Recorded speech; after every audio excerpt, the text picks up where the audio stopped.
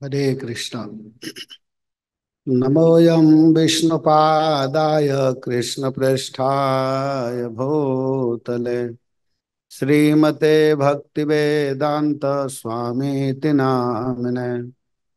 नमस्ते सारस्वती देवे गौरवाणी प्रचारिणे निर्विशेष शून्यवादी पाश्चात्य देशतारिणे। वन्देऽहं श्रीगुरोः श्रीयुतपदकमलं श्रीगुरोन् वैष्णवांश्च श्रीरूपं साग्रजातं सहगण रघुनाथान्वितं तं सजीवं साद्वैतं सावधूतं परिजनसहितं कृष्णचैतन्यदेवं श्रीराधा कृष्णपादान् सहगण ललिता श्री विशाखान्वितांश्च। हे कृष्ण करुणा सिंधु दीनबंधो जगतपते गोपेश गोपिका कांत राधा कांत नमस्तुते। तप्त कांचन गौरांगी राधे वृंदावनेश्वरी वृषभानुसुते देवी प्रणमामि हरिप्रिये। जय श्री कृष्ण चैतन्य प्रभु नित्यानंद श्री अद्वैत गदाधर श्रीवासादि गौर भक्तवृंद। हरे कृष्णा कृष्णा कृष्णा हरे हरे हरे राम राम राम हरे हरे। ओम नमो भगवते वासुदेवाय। ओम नमो भगवते वासुदेवाय। ओम नमो भगवते वासुदेवाय। हरे कृष्णा। तो मैं सभी भक्तों के चरणों में, महाराज श्री के चरणों में प्रणाम करते हुए कल के प्रसंग को मैं आगे बढ़ा रहा हूं। इस समय बड़ा सुंदर प्रसंग चल रहा है रुक्मिणी मंगलम के ऊपर। यहाँ पर 5 दिवसीय कथा की गई और यहाँ आज और कल नरसिंह भगवान के विषय में चर्चा किया जाएगा, प्रहलाद महाराज के विषय में। लेकिन आप लोग जो कल कथा सुन रहे थे उसी प्रसंग को अब आगे हम लोगों को सुनना है। हरे कृष्ण।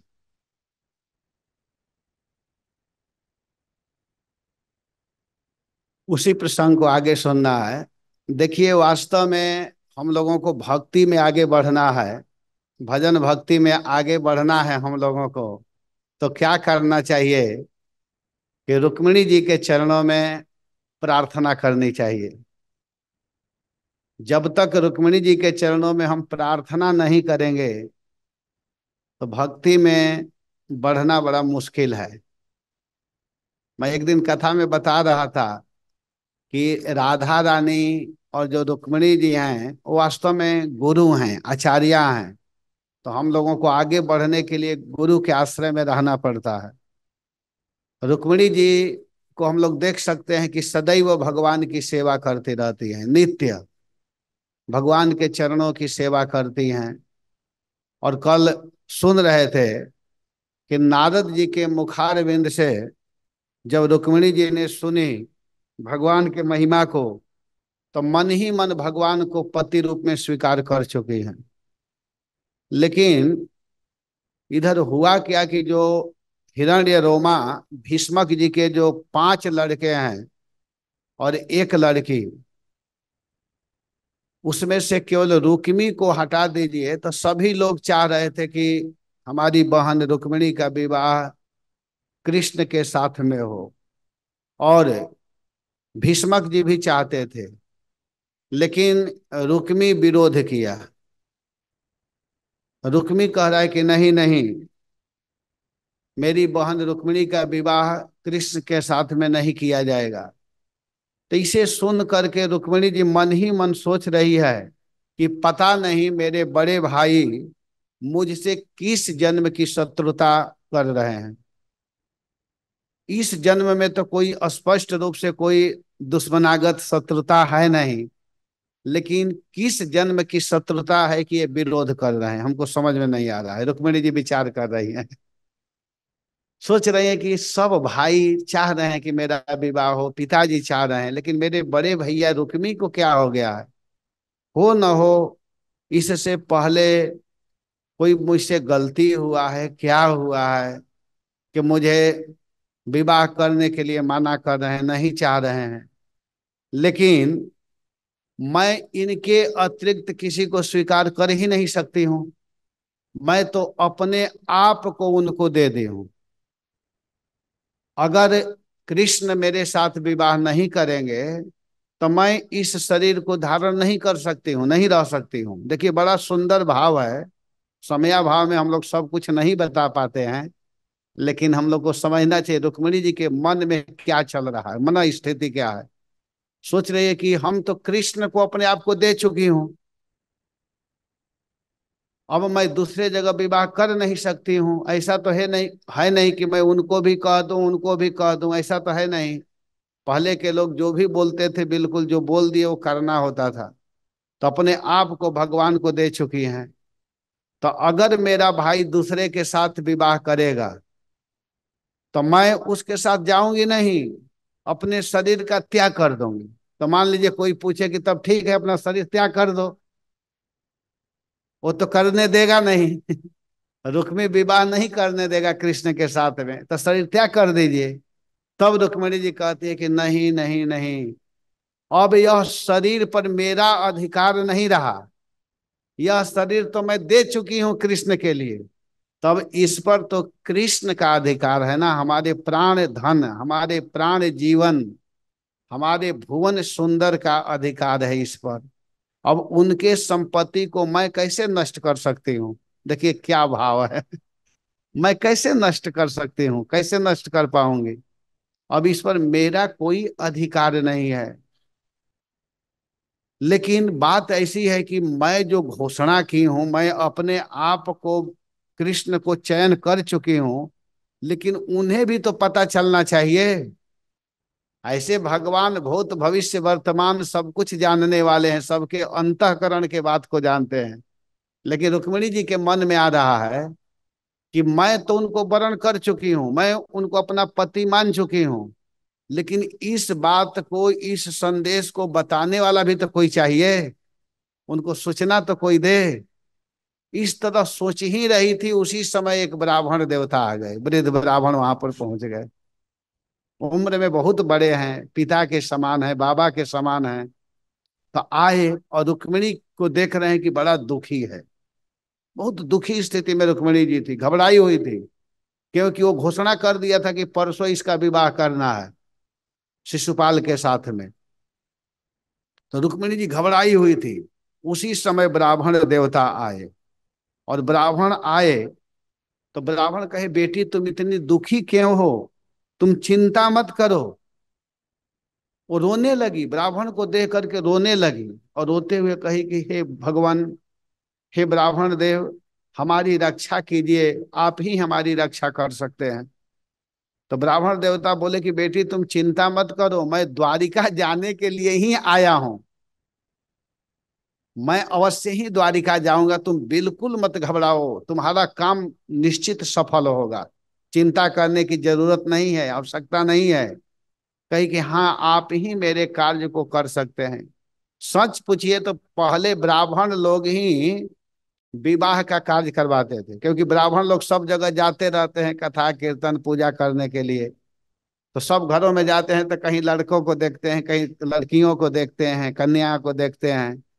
तो एक दूसरे के यहाँ आकर के चर्चा करते हैं कि अगर आप विवाह करना चाहते हैं तो आपकी बेटी के लिए अमुक लड़का अच्छा है, और लड़के वालों से कहते हैं कि आपके बेटा के लिए अमुक कन्या अच्छी है। और पहले के लोगों को ब्राह्मणों के प्रति इतना निष्ठा, इतना विश्वास था कि लोग सहज भाव से मान करके विवाह करते भी थे। आज सब कुछ परिवर्तन हो रहा है, लेकिन साधु वैष्णवों पर विश्वास करना भी चाहिए। और साधु वैष्णव जो होते हैं, ब्राह्मण जो होते हैं, दूसरे के हित के लिए ही होते हैं, दूसरे के कल्याण के लिए ही होते हैं। तो ब्राह्मण देवता कहे कि बेटी तुम चिंता मत करो, तुम मुझ पर विश्वास करो, मैं अवश्य ही द्वारिका जाऊंगा, तुम्हारे खबर तुम्हारे सूचना को मैं बताऊंगा। और हमको पूर्ण विश्वास है कि कृष्ण तुम्हारे साथ पाणी ग्रहण करेंगे, तुमको स्वीकार करेंगे। जैसे तुम कृष्ण को चाह रही हो, तो मुझे विश्वास है कि तुम्हारे इच्छा को कृष्ण अवश्य ही पूरा करेंगे।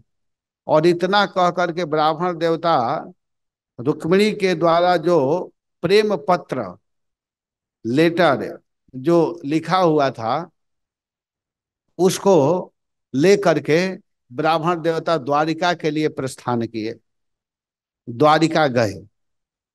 और जब द्वारिका गए और उस समय भगवान को पता चला, भगवान श्याम सुंदर को पता चला कि कौंडिल्यपुर से, विदर्भ से ब्राह्मण देवता आए हैं, तो ब्राह्मण देवता ही इतना सुनते ही भगवान दौड़ते हुए उस ब्राह्मण के पास गए। जैसे सुदामा जी को सुन करके भगवान आए थे, सुनते ही दौड़े चले आए मोहन। जब ही भगवान ने सुना कि मेरा मित्र सुदामा आया है, तो भगवान दौड़ते हुए गए। ठीक वैसे ही यहाँ पर रुक्मिणी जी के यहाँ से गए हैं ब्राह्मण देवता, विदर्भ से, इस कौंडिल्यपुर से जब वहां द्वारिकापुरी पहुंचे हैं, तो इसको सुनते ही भगवान तुरंत दौड़ करके आए और आ करके उनके चरणों में पहले प्रणाम किए। प्रणाम करके सुंदर आसन पर ले जा करके बैठाए और बहुत सुंदर सुंदर सुंदर पकवान, सुंदर भोजन, दिव्य प्रसाद को खिलाए। और खिलाने के बाद में, भगवान का स्वभाव है ब्राह्मणों की सेवा करना, इसीलिए भगवान को कहा जाता है कि नमो ब्रह्मण्य देवाय गो ब्राह्मण्य हिताय च जगत हिताय कृष्णाय गोविंदाय नमो नमः। तो उस ब्राह्मण देवता के चरण को भगवान दबाने लगे। भगवान का अभ्यास है गुरु ब्राह्मण के सेवा करने का, स्वाभाविक अभ्यास है। जब रामा अवतार में भगवान राम और लक्ष्मण विश्वामित्र जी के साथ में जंगल में जा रहे थे, तो जब विश्वामित्र आराम करने के लिए पलंग पर या चटाई पर जब लेटते थे, शयन करने के लिए जाते थे, तो दोनों भाई मुनि बर शयन कीन्ह तब जाई, लगे चरण चापन दो भाई। जब मुनिवर शयन करने के लिए जाते थे, तो लगे चरण चापन दो भाई। राम और लक्ष्मण दोनों भाई भगवान के हाथों से, अपने अपने सुंदर सुंदर हस्त कमल से विश्वामित्र जी के, अपने गुरु के चरण दबाते थे, ब्राह्मण की सेवा करते थे।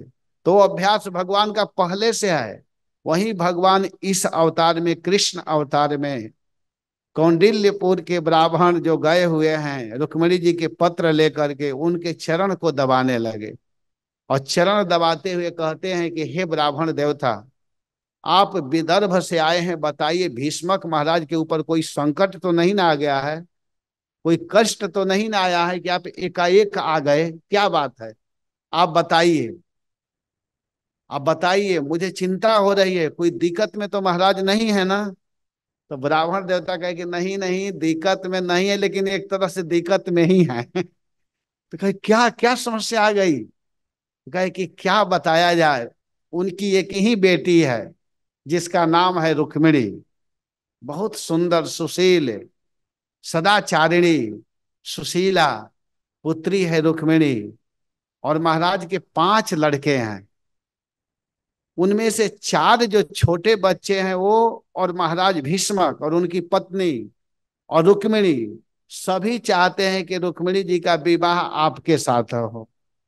जब से नारद जी ने बताया है तो सबको अच्छा लगा है, सब स्वीकार करना चाह रहे हैं। रुक्मिणी तो अपने मन अपने तन सब कुछ आपको दे चुकी है, आपको ही वरण कर चुकी है, स्वीकार कर चुकी है। लेकिन समस्या आ रहा है, रुक्मी नहीं चाहता है, रुक्मी विरोध कर रहा है।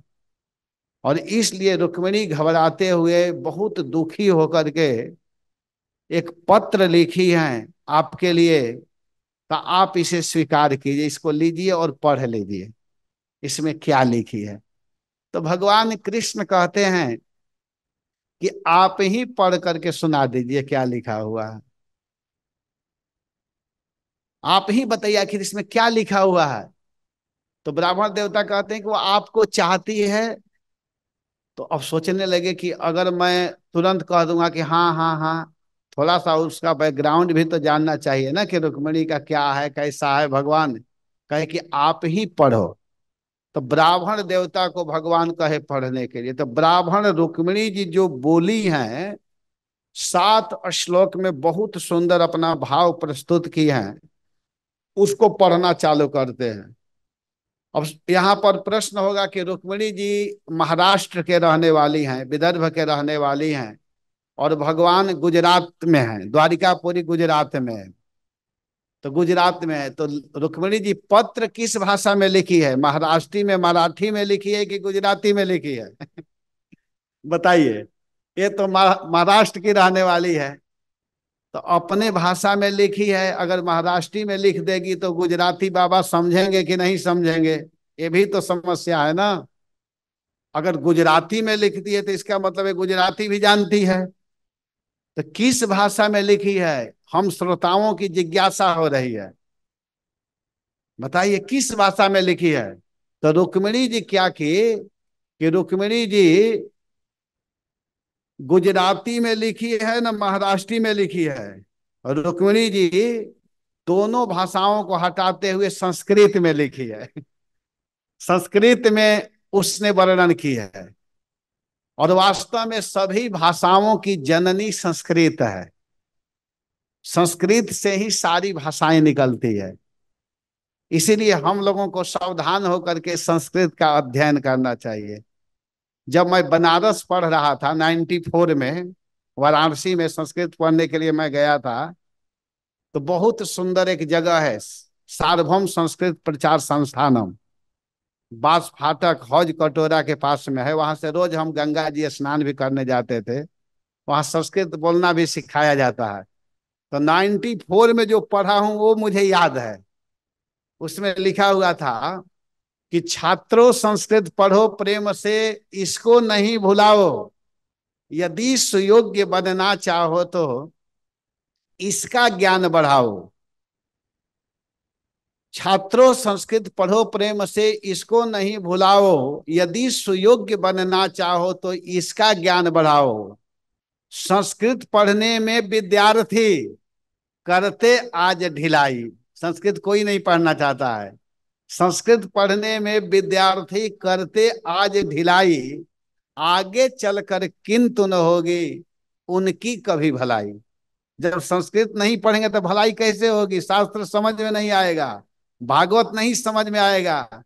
बाद में सोचते हैं कि थोड़ा हमको संस्कृत बता दीजिए। लोग हमसे कहते हैं प्रभु जी थोड़ा हमको संस्कृत बताइए, कैसे टीका समझ में आएगी, कैसे श्लोक पढ़ने आएगा। तो वास्तव में शुरू में जो पढ़ते हैं उनको अच्छा ज्ञान होता है। संस्कृत पढ़ने में विद्यार्थी करते आज ढिलाई, आगे चलकर किंतु न होगी उनकी कभी भलाई। मौका आने पर जब अपने को अयोग्य पाएंगे, भरी सभा में नतमस्तक हो निश्चित पछताएंगे। इसीलिए अब से भी संभलो। कोई बात नहीं, जो बीत गया सो बीत गया। इसीलिए अब से भी संभलो, सावधान हो जाओ। छात्रों संस्कृत पढ़ो प्रेम से, इसको नहीं भुलाओ। लेकिन संस्कृत के साथ साथ साथ साथ संस्कृत के साथ और क्या जानना है? साथ साथ हिंदी। हम लोग भारत के रहने वाले हैं तो हिंदी सबको जानना चाहिए। साथ साथ हिंदी। और हम लोगों की संस्था इंटरनेशनल है, तो साथ साथ हिंदी इंग्लिश इसमें भी डट जाओ। इंग्लिश भी जानो और हिंदी भी जानो। छात्रों संस्कृत पढ़ो प्रेम से, इसको नहीं भुलाओ। तो माता रुक्मिणी जी हम लोगों को शिक्षा दे रही हैं। वो गुजराती में नहीं लिखी, न महाराष्ट्री में लिखी, मराठी में लिखी, वो संस्कृत में लिखी।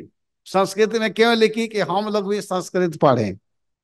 देखिए कितना एक तरह से एक गुरु है कि नहीं, बताइए। मैं शुरू में ही बोला कि वो गुरु हैं।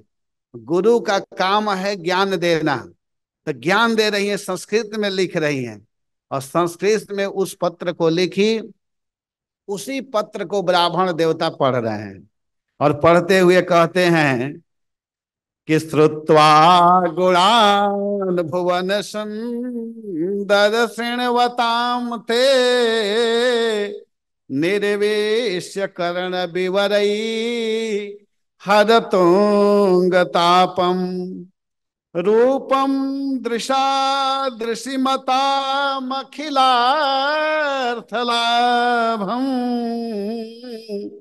त्वय्याच्युता विशति चेतम पत्रपम में।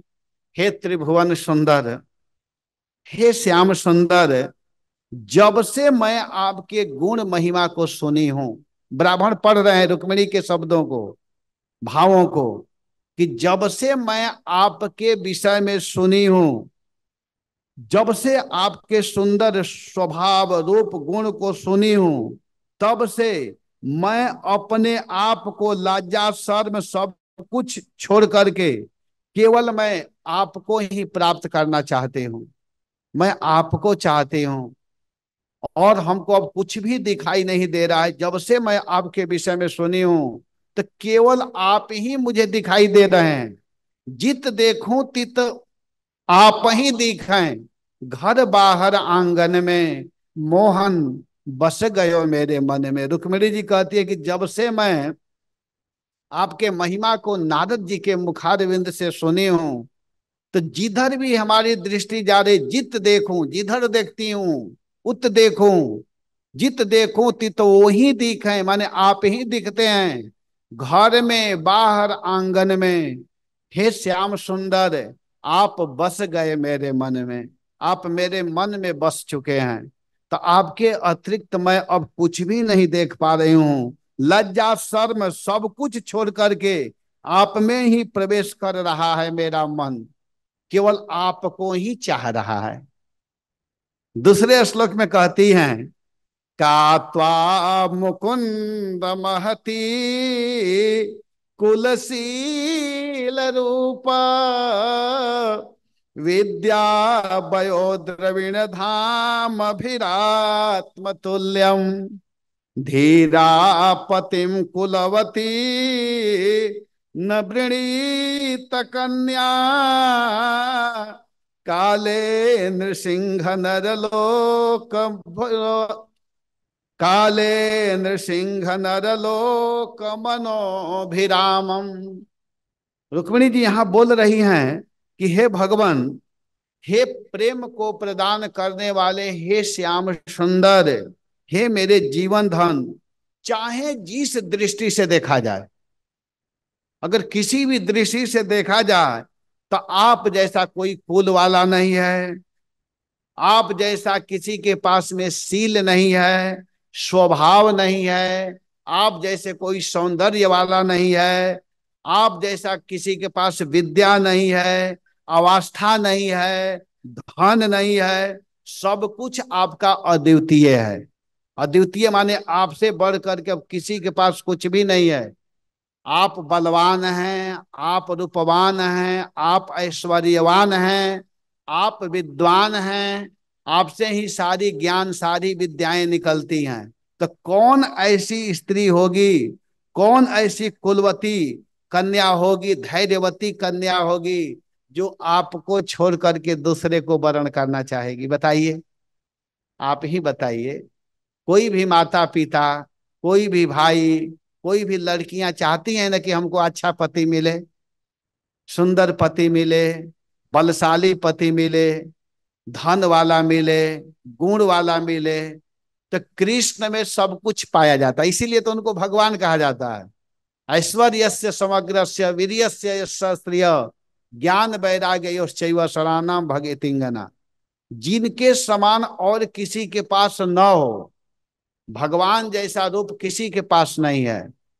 भगवान जिधर जाते हैं उनके रूप को सब लोग देखना चाहते हैं। एक कवि हुए हैं बिहार में, भोजपुरी में, लिखे हैं कि राधा रानी एक पत्र लिख रही हैं, राधा रानी एक पत्र लिखती हैं, और लिखते हुए बादल को अपना भाई बनाती हैं। बादल, बादल सब जगह जाता रहता है ना। तो उस बादल से कहती है कि हे भैया, मेरे इस संदेश को ले जा करके श्याम सुंदर को दे देना। तो बादल पूछ रहा है कि मैं कैसे पहचानूंगा कि आपके प्रियतम कौन है। तब राधा रानी कहती हैं कि उनका रूप सांवला है, वो सांवले रंग के हैं, तो समझ लेना कि वो मेरे प्रियतम है। तब बादल कहता है कि जब बात कर रही हो, सांवला तो कोई दूसरा भी तो हो सकता है। तब राधा रानी कहते हैं कि वो बंसी लिए होंगे, तो समझ लेना कि वो मेरे पति हैं। तो बादल कहता है कि बंसी तो कोई भी बना करके ले सकता है। तब क्या कहते हैं, को पीला वस्त्र पहना होगा, तो समझिएगा मेरे स्वामी हैं। तो वही बात बादल कह रहा है कि पीला कपड़ा तो कोई पहन सकता है। तब जानते हैं राधा रानी क्या कहती हैं कि हमारे प्रियतम वो हैं कि मुहवा लखत हुई है लाख लोग साथ हो बिरन बदरा, मोर ले ले जा संदेशवा बिरन बदरा। हे भैया बादल, हमारे प्रियतम जिस रास्ते से निकलते होंगे, जिस मार्ग से निकलते होंगे, लाखों लाख करोड़ों करोड़ लोग उन्हीं के मुख को देखने के लिए आतुर होंगे, देखते होंगे। वही हमारे प्रियतम हैं, वही हमारे स्वामी हैं। इतने सुंदर भगवान हैं, इतने अच्छे भगवान हैं कि उनके मुख को देखने के लिए सभी लोग तरसते हैं। भगवान का मुख इतना सुंदर है कि भगवान के मुख पर धूल भी जा करके अच्छा लगने लगता है। ये समझ जाइए, ये नहीं कि भगवान श्रृंगार करके अच्छे लगते हैं। भागवत के तृतीय स्कंद के दूसरा अध्याय के 12 नंबर के श्लोक में उद्धव जी ने स्पष्ट रूप से विदुर जी से कहा है कि अनमर्त्यलीलौ पैकम स्वयोगम मायावलम दर्शयताम गृहीतम विस्मापनम स्वस्य च सौभगर्धे पदम पदम भूषण भूषणांगम। भगवान का इतना सुंदर अंग है कि उनके अंग में भूषण वस्त्र जाकर के और अच्छा लगने लगता है। तो रुक्मिणी जी यही बात कहती हैं यहाँ पर कि आपका रूप इतना सुंदर है कि वैसा कोई रूप वाला नहीं हो सकता है। आपके पास में गुण ऐसा है कि वैसा गुण किसी के पास नहीं हो सकता है। आपके पास विद्या ऐसी है कि 64 दिन में 64 कलाओं को आपने सीख लिया, तो ऐसा कोई विद्वान नहीं हो सकता है। तो हे प्रभु, कौन ऐसी कुलवती स्त्री होगी, लड़की होगी, कौन ऐसी धैर्यवान लड़की होगी जो आपको वर्ण करना नहीं चाहेगी, आपको अपना स्वामी अपना पति नहीं बनाना चाहेगी। तो इसलिए मैं भी आपको ही अपना पति बनाना चाहती हूँ। तीसरा श्लोक बोलते हुए कह रही हैं कि तन में भवान खलु वृतः पतिरंग जाया, मात्मार्पितश्च भवतोत्र विभो विधेहि, मा वीर भागमभिमर्शतु चैद्ययादात्, गोमा इवन मृगपतेर बलिमम बुजाक्ष। इसलिए हे स्वामी, मैंने आपको पति रूप में वर्ण किया है, मैं आपको अपने आप को समर्पित कर चुकी हूँ। आप अंतर्यामी हैं, आप सबके हृदय के बात को जानने वाले हैं। अपनी पत्नी के रूप में मुझे स्वीकार कीजिए, हे मेरे प्राण वल्लभ है। मैं आप सरीखे वीर को समर्पित हो चुकी हूँ, मैं आपकी हूँ। अब जैसे सिंह का भाग सियार न छू पावे, वैसे ही मैं आपकी पत्नी हूँ। मुझे कहीं शिशुपाल न स्पर्श कर सके, ये आपका दायित्व है, ये आपका कर्तव्य है, ये आपका धर्म है। अब आप ध्यान दीजिए कहीं वह दुष्ट शिशुपाल मेरा स्पर्श न कर सके। इसलिए बहुत कम समय है। पूर्तेष्ट दत्त नियमा व्रत देव विप्र, गुरुवर्चनादि भिरलम भगवान परेश, आराधितो यदि गदाग्रज ऐत्य पाणी, गृहणान्तु मे न दम घोष सुता दयोन्ये। कह रहे हैं कि अगर जीवन में मैं कुछ धर्म का कार्य की हूं, जैसे कोई कोई दान करते हैं, कोई कुआं बनवाते हैं, कोई पानी पिलाते हैं गर्मी के दिनों में, कोई किसी लड़की का विवाह कर देते हैं, कोई स्कूल बनवा देते हैं, कोई धर्मशाला बनवा देते हैं, कोई बाग बगीचा लगा देते हैं, ये भी धर्म का काम है और इससे कुछ अच्छा चीज मिलता है। तो रुक्मिणी जी भी यही बात कह रही कि अगर मैं जीवन में कुछ की हूं, कोई नियम व्रत गुरु ब्राह्मण आदि की सेवा की हूं, आराधना की हूं, तो कृपा करके इसका फल यही होना चाहिए, इसका रिजल्ट यही होना चाहिए कि हे कृष्ण, हे श्याम सुंदर, आप आकर के मेरे पानी ग्रहण कीजिए, आप मुझको स्वीकार कीजिए। और मैं कुछ नहीं चाहती हूं, न धनम न जनम न सुंदरी, कविता माम जगदीश सकाम्ययी, मम जन्मनि जन्मनि स्वरे भव, तार भक्ति अहेतु की त्वयि। मैं यही चाहती हूं कि मैं आपकी बन करके रहूं, मैं आपकी पत्नी बनूं, मुझे आप मेरा पानी ग्रहण कीजिए, मैं यही चाहती हूँ। हे श्याम सुंदर, आप आकर के मुझे स्वीकार कीजिए। इतना कहते हुए क्या कहती हैं? कहती हैं कि स्वाभाविनी त्वमजितोद्वहने विदर्भान, गुप्त समेत्य पृतना पति भी परितः, निर्मथ्य चैद मगधेन्द्र बलम प्रशह्य, माम राक्षसेन विधिनोद्वह वीर्य शुल्कम। हे प्रभु, आप अजीत हैं। जिस दिन मेरा विवाह होने वाला हो उसके एक दिन पहले आप हमारी राजधानी में गुप्त रूप से आ जाइए। कौंडिल्यपुर में, विदर्भ में आप एक दिन पहले आ जाइए, विवाह से एक दिन पहले आप आ जाइए। और आ करके क्या कीजिए कि यहाँ पर बड़े बड़े सेनापति, बड़े बड़े योद्धा, बड़े बड़े पहलवान वीर लोग आए रहेंगे, क्योंकि मेरा भाई अच्छा नहीं है रुक्मी।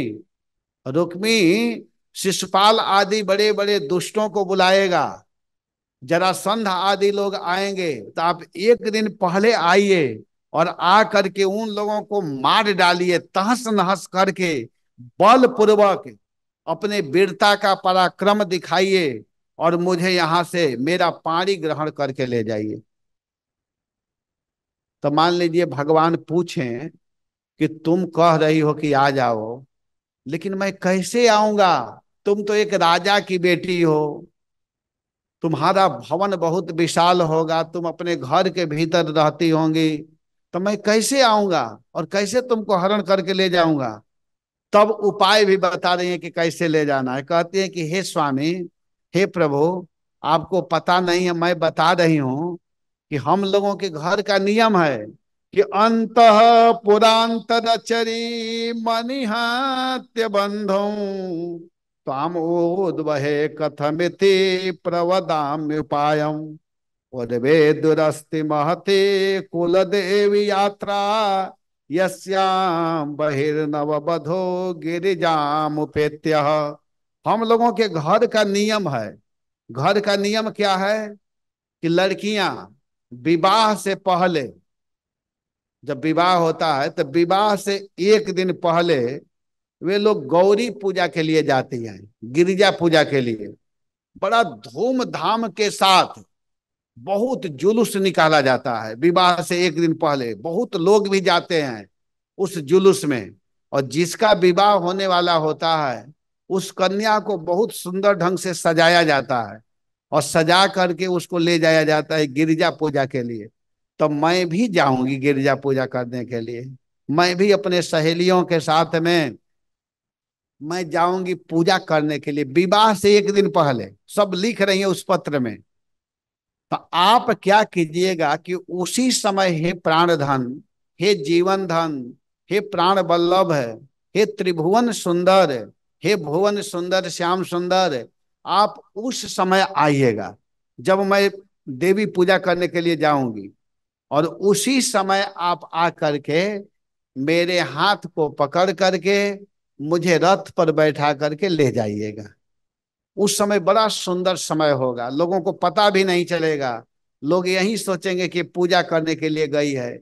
उसी समय आप आना और गिरिजा जी के मंदिर में मैं जाऊंगी पूजा करने के लिए दुल्हन की तरह सज करके, उसी समय आप मुझे लेकर के जाइएगा। यस्यांघ्रि पंकज रजः स्नपनं महान्तो वाछन्तु मापतिरिवात्मतमोपहत्यै यरिहाम्बुजाक्ष न लभे य भवत् प्रसादं जहियामसुन व्रत कृषा क्षत जन्म भीष्यात्। हे भगवान, हे कमल नयन, उमापति भगवान शंकर के समान बड़े बड़े महापुरुष भी आत्म शुद्धि के लिए आपके चरण कमलों की धूल से स्नान करना चाहते हैं। बड़े बड़े ऋषि लोग, बड़े बड़े देवता लोग अपने शुद्धि के लिए, अपने पवित्रता के लिए आपके चरण धूलि में लौटते हैं। यदि मैं आपका वह प्रसाद, आपकी वह चरण धूलि नहीं प्राप्त कर सकी, नहीं कर सकी, तो व्रत द्वारा शरीर को सुखा करके मैं प्राण छोड़ दूंगी, चाहे उसके लिए सैकड़ों जन्म क्यों न लेना पड़े। मुझे भले बार बार जन्म क्यों न लेना पड़े, कभी न कभी तो आपका वह प्रसाद अवश्य ही मिलेगा।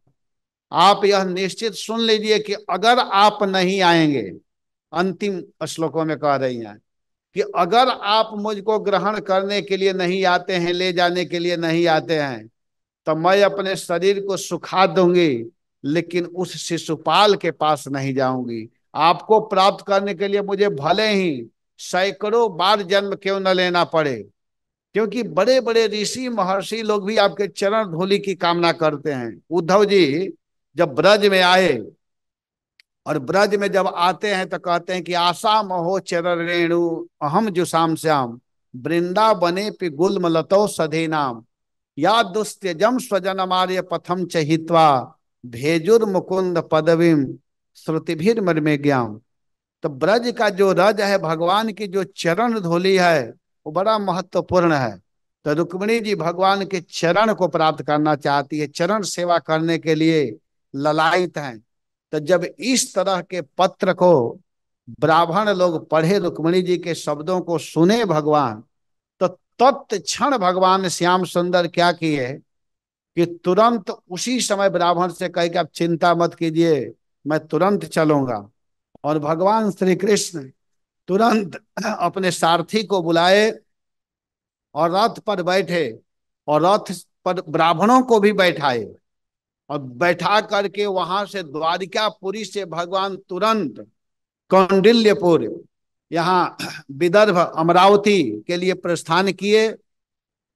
और जब यहाँ आए तो थोड़ी दूरी पर ब्राह्मण लोग कहे कि हे भगवान, आप हमको उतार दीजिए, ताकि यहाँ के लोगों को पता न चले कि मैं गया था द्वारिका। तो भगवान उनको उतारे, और वो आ करके, रुक्मिणी जी बहुत घबराई हुई है, चिंता में है रुक्मिणी जी कि अभी तक हमारे प्राण धन नहीं आए, पता नहीं क्या होगा। उसी समय ब्राह्मण आकर के सूचना दिए कि आप बिल्कुल चिंता मत करो, चिंता करने की आवश्यकता नहीं है, श्याम सुंदर आ चुके हैं। इतना सुनते ही रुक्मिणी जी बहुत प्रसन्न हुई, और शिशुपाल आदि जो लोग गए हुए थे, उसके बारात जितने लोग दुष्ट लोग थे, वे लोग खड़े हैं, देख रहे हैं। और रुक्मिणी जी को जब ही पता चला कि प्राण प्रियतम आ चुके हैं, तो अपने घूंघट को थोड़ा हटाई, और जब ही हटाती हैं तो रुक्मिणी जी का इतना सुंदर मुख है कि उस मुख को देखते ही जितने असुर लोग हैं सब मोहित हो गए। उन लोग को पता ही नहीं चला कि हो क्या रहा है, एकदम स्तब्ध। कोई गिर रहे हैं, किसी का हाथ से धनुष बाण, किसी के हाथ से अस्त्र शस्त्र सब गिर रहा है, और सब मोहित हैं रुक्मिणी जी को देख करके। उसी समय भगवान कृष्ण आए, और आ करके रुक्मिणी जी के हाथ पानी को पकड़े भगवान, और कृष्ण पकड़ करके रुक्मिणी के हाथ को और रथ पर बैठा दिए। और रथ पर बैठाते हुए सब देख भी रहे हैं। इसके बाद में रुक्मिणी और कृष्ण दोनों को, रुक्मिणी कृष्ण का दर्शन सभी लोग कर रहे हैं, बड़े सुंदर रूप है, जुगल जोड़ी, जुगल सरकार का बड़ा सुंदर स्वरूप है, और उसका दर्शन सब लोग कर रहे हैं। और उसी समय जब रथ चला, तब सबको ध्यान आया और कहने लगे, ले गयो ले गयो ले गयो रे रुक्मिणी के भगा करे ले गयो रे, रुक्मिणी को भगा करे। ले गयो, ले गयो, ले गयो। जब भगवान चल दिए, तब जो रुक्मी है, रुक्मिणी का भाई, वो घोषणा करता है कि आप लोग चिंता मत करो, अभी मैं हूं, और जब तक मैं उस कृष्ण को मार करके अपने बहन को लौटा करके नहीं आऊंगा, तो वास्तव में मैं क्षत्रिय नहीं। और मैं वचन देता हूं कि मैं जाऊंगा और जा करके कृष्ण को मार करके बहन को लौटाऊंगा। अगर नहीं लौटाया तो मैं इस कौंडिल्यपुर में प्रवेश नहीं करूंगा, इस विदर्भ में नहीं आऊंगा। तो वो थोड़े मूर्ख लौटा सकता है और भगवान को मार सकता है, परास्त कर सकता है।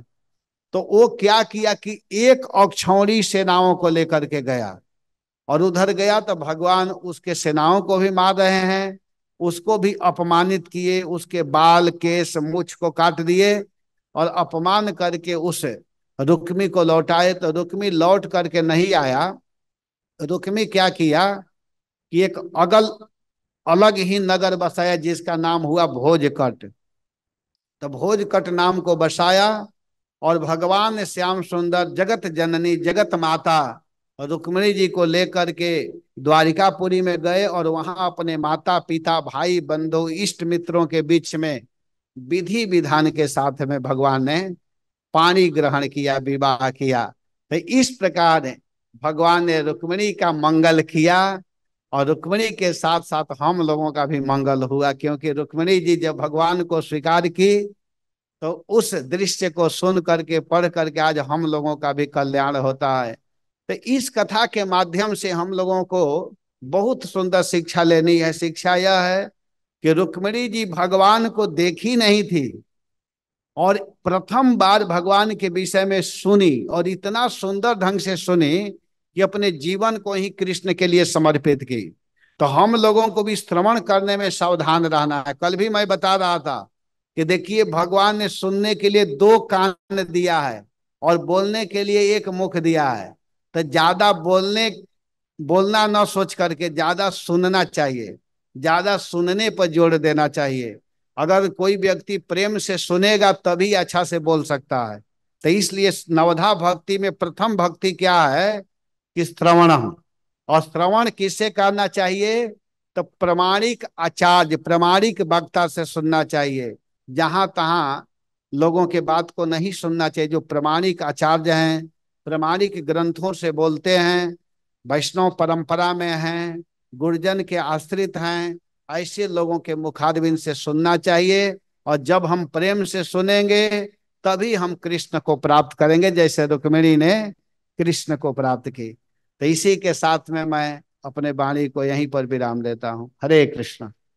जय श्री प्रभुपाद। हरे कृष्णा।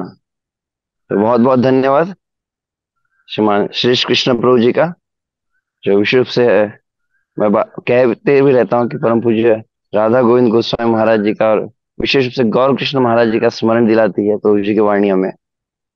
तो हमारा सबका विशेष सौभाग्य है कि प्रभु जी यहाँ पर 2 दिन हमें कथा सुनाए। पुनः आप सभी जानकारी के लिए, परम पूज्य गौर कृष्ण महाराज जी के छोटे भाई, जो उनसे ही व्यक्तिगत रूप से भागवत की शिक्षा को प्राप्त की है, उनके साथ रहकर संस्कृत और भागवत की टीकाओं का अध्ययन इन्होंने बहुत विशद रूप से किया, वृंदावन धाम में, बरसाना धाम में रहकर। और वर्तमान में भी परम पूज्य गौर कृष्ण महाराज जी की समाधि जहाँ पर है, वहां पर प्रभु जी रहकर भागवत का अध्ययन करते रहते हैं। संपूर्ण जगत में आमंत्रित किया जाता है, और बहुत सुंदर विस्तार से भागवत कथा।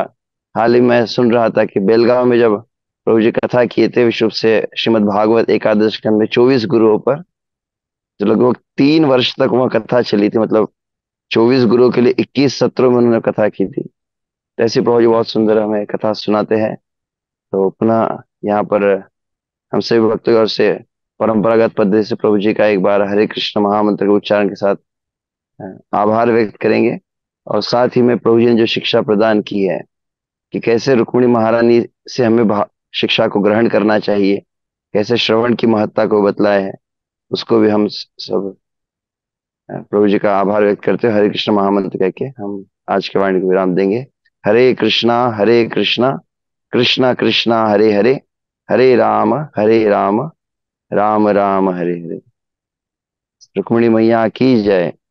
तो साथ में सूचित किया जाएगा कि विश्व से परम पूज्य श्री लोकनाथ स्वामी महाराज जी अभी वर्तमान में उज्जैन में है। श्री भक्त देखा ही होगा आज। तो महाराज जी के द्वारा आज और कल नरसिंह भगवान की कथा वहां पर होने वाली है। तो आप सभी उसका भी विशेष अवश्य लाभ ले सकते हैं वहाँ इस्कॉन उज्जैन और लोकनाथ स्वामी यूट्यूब चैनल पर। तो अब यहीं पर हम आज के सत्र को विराम देकर कल पुनः गुरु महाराज जी के सानिध्य में जप और जप टॉक के लिए एकत्रित होंगे। वांछा कल्पतरुभ्यश्च कृपा सिंधुभ्य एव च पतितानां पावनेभ्यो वैष्णवेभ्यो नमो नमः। अनंत कोटि वैष्णव वृंद की जय। परम पूज्य श्री लोकनाथ स्वामी महाराज की जय। श्रील प्रभुपाद की जय। श्रीमान श्री कृष्ण प्रभु जी की जय। ताई गौर प्रेमानंदे हरि हरि बोल। हरे कृष्णा।